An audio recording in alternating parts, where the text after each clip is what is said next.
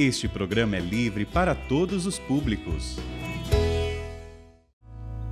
O Senhor esteja convosco. Ele está no meio de nós. Proclamação do Evangelho de Jesus Cristo segundo Mateus. Glória a vós, Senhor. Naquele tempo, disse Jesus aos seus discípulos: Em vosso caminho anunciai, o reino dos céus está próximo. Curai os doentes, ressuscitai os mortos, purificai os leprosos, expulsai os demônios. De graça recebestes, de graça deveis dar. Não leveis ouro nem prata, nem dinheiro nos vossos cintos, nem sacola para o caminho, nem 2 túnicas, nem sandálias, nem bastão, porque o operário tem direito ao seu sustento. Em qualquer cidade ou povoado onde entrardes, informai-vos para saber que ali seja digno. Hospedai-vos com ele até a vossa partida. Ao entrardes numa casa, saudai-a. Se a casa for digna, desça sobre ela a vossa paz. Se ela não for digna, volte para vós a vossa paz. Palavra da salvação. Glória a vós, Senhor.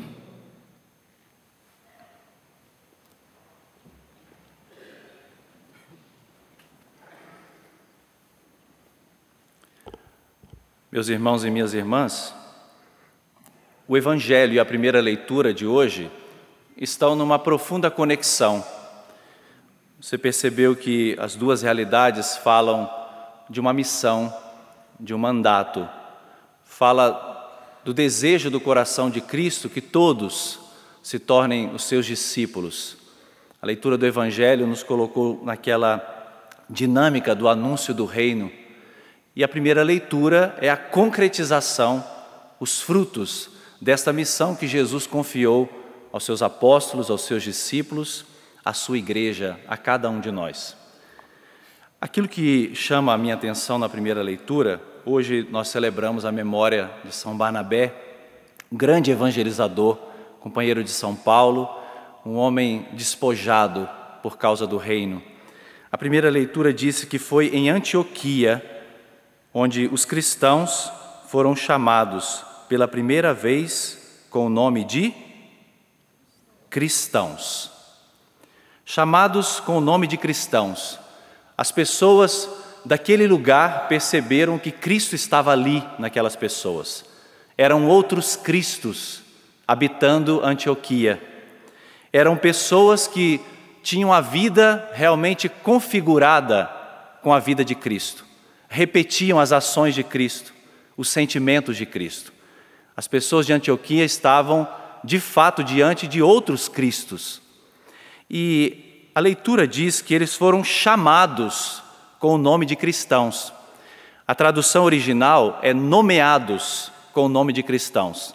E a conotação dessa palavra não é simplesmente porque foi um adjetivo que as pessoas acharam, mas não, nomeados aqui é nomeados para a função de ser Cristo. E é esta a missão de cada um de nós. Ser cristãos para nós não é só um adjetivo, não é só um enfeite. Ser cristão para nós é uma função, é uma ordem, é um dever. E para vocês que se preparam para o sacerdócio, ainda mais. Vocês terão como dever tornar as criaturas, filhos de Deus, cristãos. Vocês vão passar a vida toda exercendo esse ministério, que as pessoas se configurem ao Cristo, que as pessoas se pareçam com Cristo. E esta não é só uma missão daqueles que são ministros ordenados, tá? Essa é uma missão de cada batizado. Cada um de nós recebeu do Cristo esta missão, de ser no mundo um sinal da sua presença, de ser no mundo um sinal da sua ação salvífica, cada um no seu ministério, cada um na sua vocação. Nós vemos isso na beleza da igreja primitiva, né? Tantos carismas, tantos ministérios, funções diferentes, a riqueza da igreja, mas com um único objetivo: formar Cristo nas pessoas. E quando a igreja define o que é um cristão, no ensinamento da igreja, um cristão é um batizado incorporado a Cristo. Esse é o pontapé inicial, é aquilo que inicia. A caminhada de cada um começa a partir do batismo. E vocês vão batizar muitos filhos de Deus, vocês vão constituir, vão incorporar muitos membros da igreja a Cristo. O batizado, ele é incorporado a Cristo. Continuo, o cristão, ele é constituído como povo de Deus. Ele sai do anonimato. Nós não vivemos no anonimato. Nós fomos constituídos povo de Deus. Nós somos parte do povo de Deus. Participantes ao seu modo. Veja, participantes ao seu modo, como padre, como bispo, como papa, como consagrado, como leigo, cada um ao seu modo, com a vocação que Deus deu, ao seu modo, participante do munus sacerdotal, profético e régio de Cristo. Todos são chamados a exercer esse munus, tríplice munus de Cristo, sacerdote, profeta e rei. Vocês vão exercer esses 3 munus. Munus sacerdotal, santificando o povo de Deus, de modo particular, pelos sacramentos. A partir da celebração dos sacramentos, o povo de Deus será santificado pelas mãos sacerdotais destes que amanhã vão receber o sacramento da ordem. Munus profético, instruindo o povo de Deus através da palavra. A primeira leitura de hoje nos mostrou o que Barnabé fez naquela igreja de Antioquia. Exortava o povo a permanecer fiel em Cristo, exortava pela palavra. E aqui o munus profético não é só entender o munus profético no aspecto da denúncia do pecado, da denúncia do erro, mas na catequese, na formação, no apelo à conversão, trazendo as pessoas para Cristo, formando-as em Cristo, integralmente. O munus profético forma o cristão para dar um bom testemunho de Cristo no mundo, nas realidades do mundo, em todos os seus aspectos.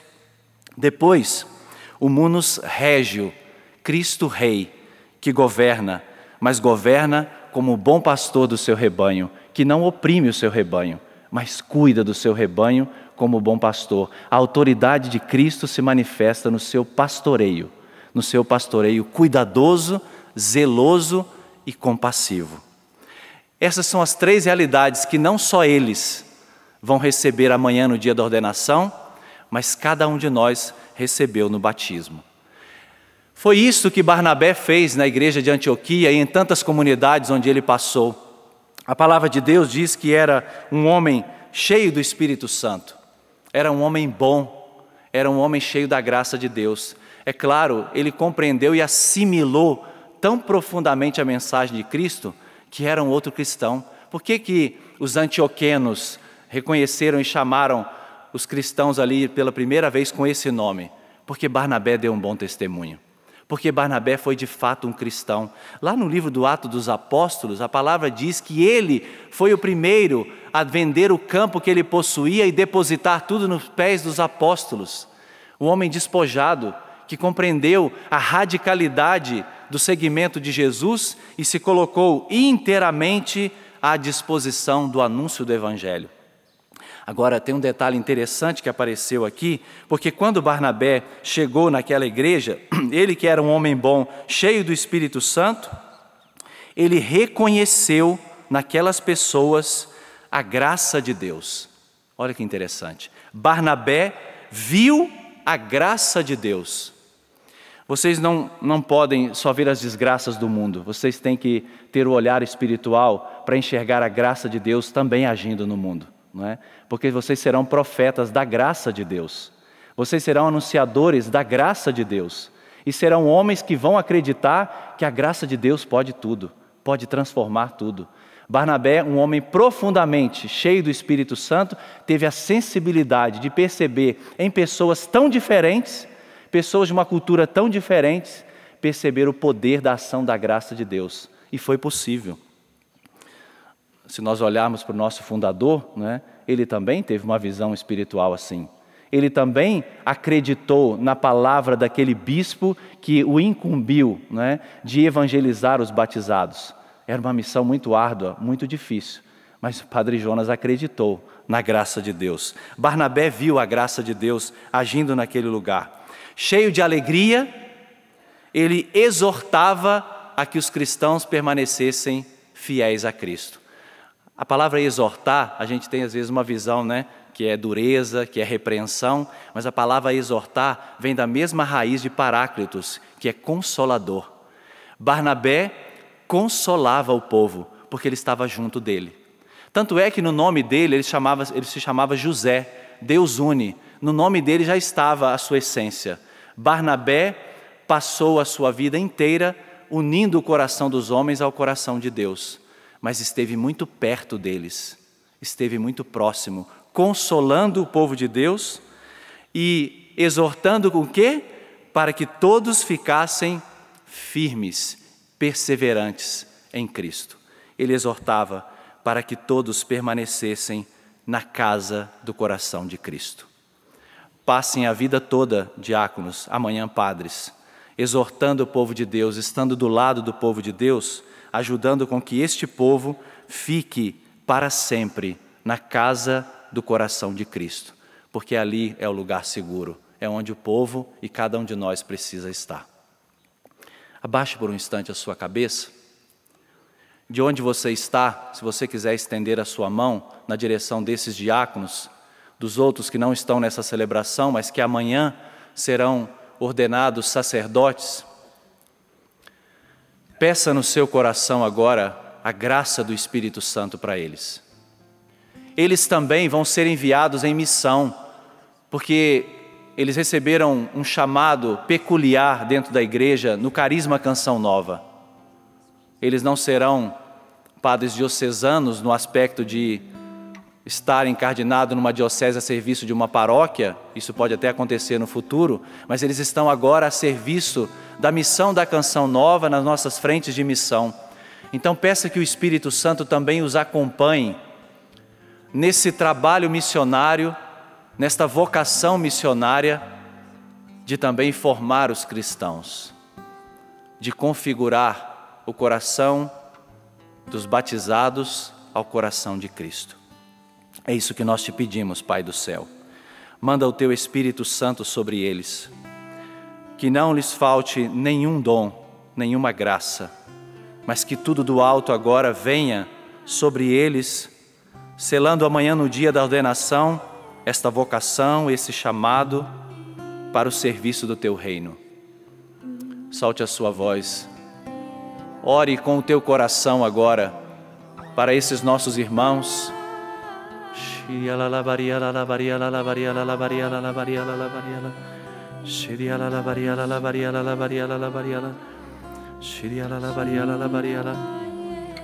Coloca o coração deles, Pai do céu, muito perto do coração do teu Filho, para que eles possam sentir sempre a presença de Jesus, do Espírito Santo, da Virgem Maria.